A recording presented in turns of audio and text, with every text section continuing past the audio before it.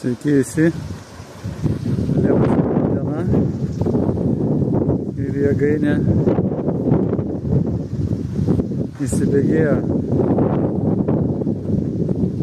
per birželio mėnesį, galima sakyti, stovėjo, tik 24 kWh prigeneravo, o šiandien va, reiks pažiūrėti prognozės, koks vėjo greitis, bet pasiekė kilovatą.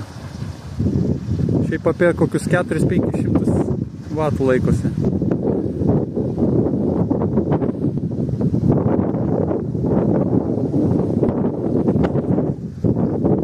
Pradėjau jau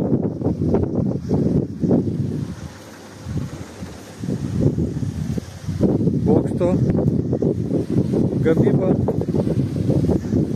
aukštesnio.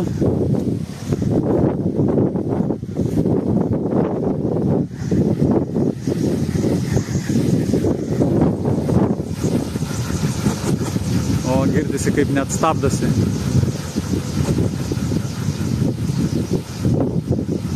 Nežinau, tik ar jums girdėsis. Nes jeigu vėjas pučia, tai mikrofoną, tai būna tik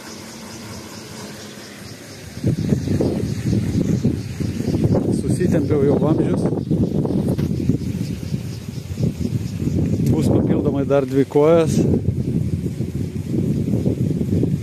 Ir čia dar į viršūnę ir nulenkimo turėtų užtekti pasiekti 25 metrus.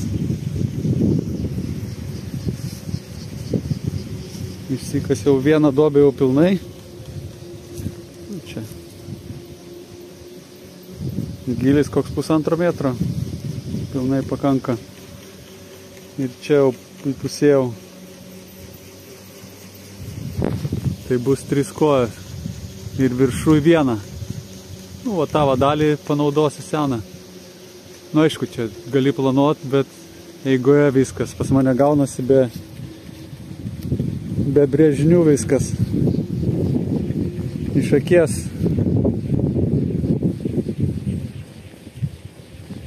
Galima eiti į vidų pažiūrėti, kiek generuoja.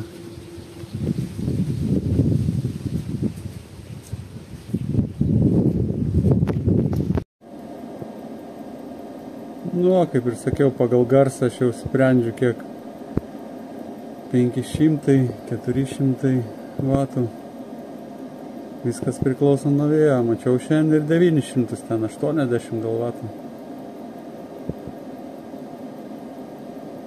400–500 vatų. Ir jau artėjom prie 400 bendrai kilovatvalandžių. Tai tiek viso.